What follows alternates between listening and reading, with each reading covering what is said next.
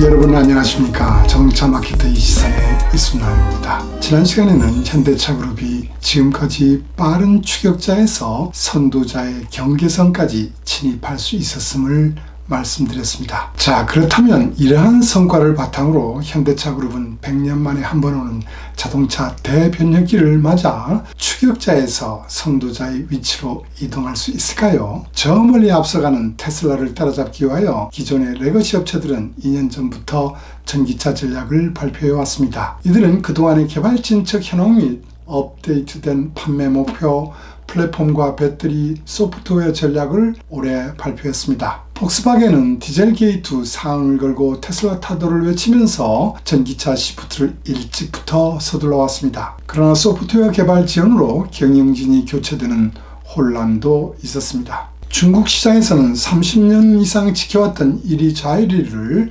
BYD에 3개월 연속 빼앗기고 있습니다. 새롭게 임명된 CEO는 지난 9개월 동안 이러한 과제를 해결하기 위하여 경영 전략도 변경했고 수정된 플랫폼 전략도 발표했습니다. 그러나 그 개발 상황은 크게 개선되지 못하는 것 같습니다. 최근 아우디는 중국의 상해 기차에 IM 브랜드의 플랫폼으로 차를 개발하는 것까지를 검토하고 있으니 말이죠. 도요타는 14년 동안 군림하던 오너가의 아키오 사장이 물러나고 대신 젊은 사장이 전기차 개발을 지휘하고 있습니다. 현재의 방식으로는 도저히 테슬라와 원가 경쟁을 할 수 없다고 판단했습니다.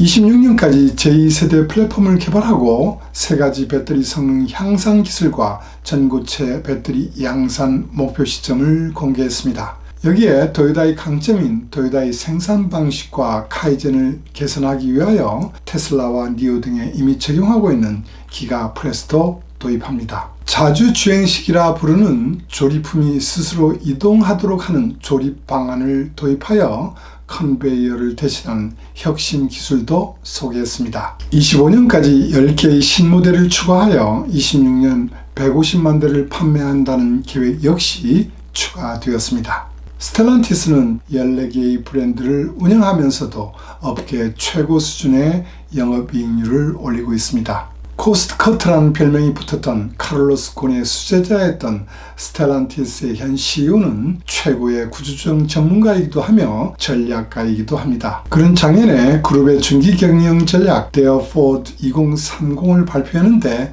그 핵심이 되었던 플랫폼 전략 중 SLTA 미디엄 플랫폼이 가장 먼저 개발되었다고 이번 달에 공개했습니다. 현대차 그룹도 21년부터 CEO 인베스터 데이를 통하여 전기차 전략을 발표해 왔습니다. 올해 발표 내용에서는 전기차 판매 목표 상향과 제2세대 플랫폼과 5세대 배터리 기술적 특징 등 여러 가지 소개가 있었습니다. 이 시간에는 상향된 판매 목표 관점에서 선도자의 길로 들어설 수 있는지를 분석해 보도록 하겠습니다. 현대차그룹의 전기차 판매 목표는 매년 상향되어 왔습니다. 올해 CU 인베스터 데이에서 제시된 30년 판매 목표는 작년 제시 물량보다 53만 대가 증가한 360만 대였습니다. 30년에 테슬라와 BYD는 500만 대를 훨씬 넘기면서 티어1 그룹을 형성할 것이 분명합니다. 그 다음으로 500만 대 클럽이 될 스텔란티스와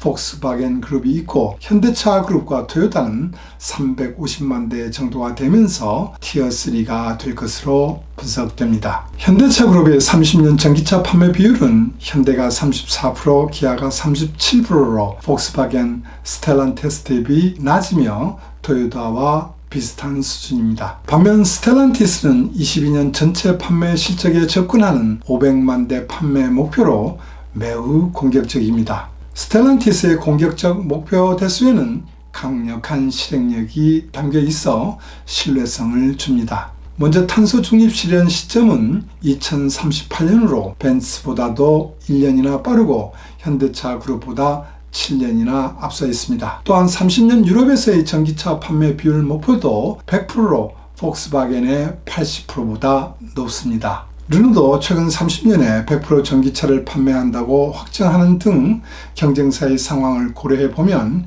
현대차 그룹이 전기차 판매 목표는 토요타와 함께 시장 변화를 보수적으로 보는 듯합니다. 전기차에 중점을 둔다고는 하지만 수익성이 좋은 내연기관차나 파생 하이브리드 차를 어떻게든 많이 팔아야 한다는 내심이 있는 것으로 보입니다. 지금 내연기관을 중심으로 N브랜드를 대대적으로 홍보하는 것은 가능한 한 전기차에 비해 수익이 좋은 내연기관차를 오래 팔리는 전략이 숨어 있는 것이 아닌가 생각됩니다. 21년 7월에 EU가 35년 내연기관차 판매 금지를 선언한 때에도 바이든 정권이 30년 전기차를 50%로 판매해야 한다는 대통령령에 서명했음에도 작년 제시한 지역별 판매 목표는 소극적이었습니다. 작년에 제시한 30년 유럽 전기차 판매 비율 목표는 현대가 69%, 기아가 63%였습니다. 30년 CO2 배출가스 규제가 59g으로 강화되기 때문에 하이브리드 차로는 대응이 어렵고 플러그인 하이브리드나 전기차로 대응해야 합니다.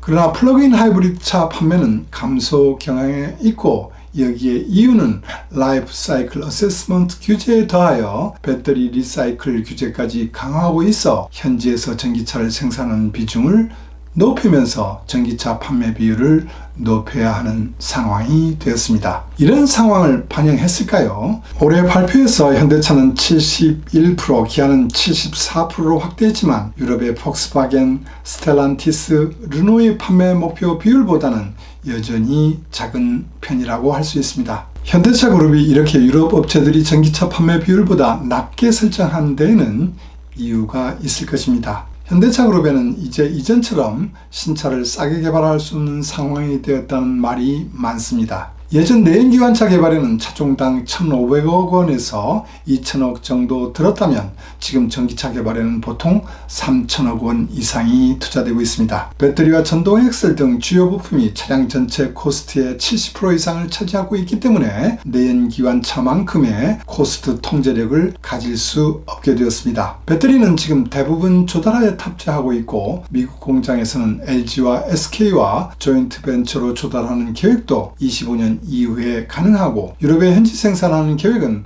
아직 구체화되지도 못하고 있습니다. 이런 상황이다 보니 수익성이 좋은 스포티지, 소렌토 같은 내연기관차와 하이브리드, 플러그인 하이브리드 차를 어떻게든 많이 팔아보려고 했을 것입니다. 차종 전체로 CO2 규제를 만족하기 위한 차종 간 판매 믹스를 끝까지 계산하다 보니 70%대의 비율로 전기차를 팔아도 된다는 계산이 섰을 것입니다. 반면 유럽 업체가 전기차 판매 비율을 높게 설정한 배경에는 전기차로 수익성을 실현할 수 있다는 계산이 섰다고 볼 수도 있습니다.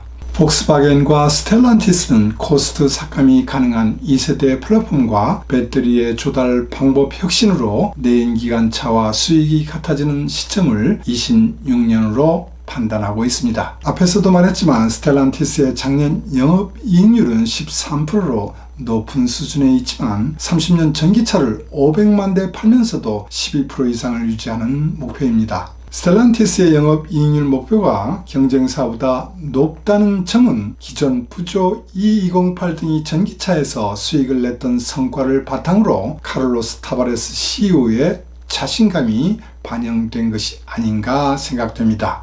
미국 시장에서 전기차 판매 목표 비율도 폭스바겐과 스텔란티스는 2년 전부터 50%로 정하여 추진해 왔습니다. 그러나 현대차 그룹은 이번에 50% 수준으로 상향했습니다. 바이든 정부는 IRA 규제에 더하여 30년에 미국 전역에 50만 기의 충전소를 설치하는 계획과 함께 좀 더 빠른 전기차 보급을 위하여 EPA의 배출가스 규제를 강화하도록 하고 있습니다. EPA는 27마일부터 32마일까지의 매년 연비 규제를 강화하는 안을 제시했습니다. 또한 이 안을 대응하려면 32년 미국의 전기차 판매 비율은 67%가 될 것이라는 전망도 같이 내놨습니다. 미국에 진출한 자동차 업체들은 이 강화안에 다 반대하고 있습니다만 과연 앞으로 어떻게 전개될까요? 현대차는 토요타, 혼다, 닛산보다 아이오닉 5를 먼저 런칭하면서 전기차 시장을 선점한 효과가 있었습니다. 그러나 IRA 규제 동향을 제때 파악하지 못한 부분으로 현지 공장 건설 시점이 지연되면서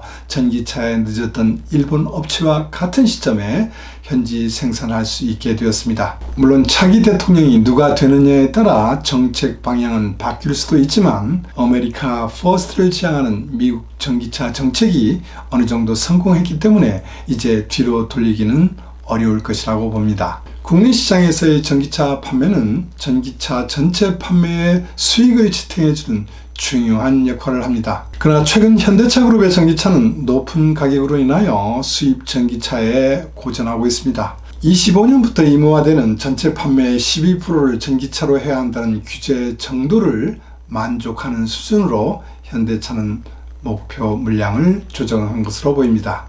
수입 전기차, 특히 중국 전기차 물량을 고려했는지는 모르겠습니다만 30년 판매 목표는 오히려 작년 제시 대비 물량보다 축소되었습니다. 또 하나는 중국과 기타 지역에서의 판매 목표인데 현재의 중국 비즈니스를 부활시키지 못하면 이루기 힘든 목표라고 예상됩니다. 결론적으로 말씀드리면 전기차 판매 목표만으로는 여전히 빠른 추격자의 입장에 있을 것으로 보입니다.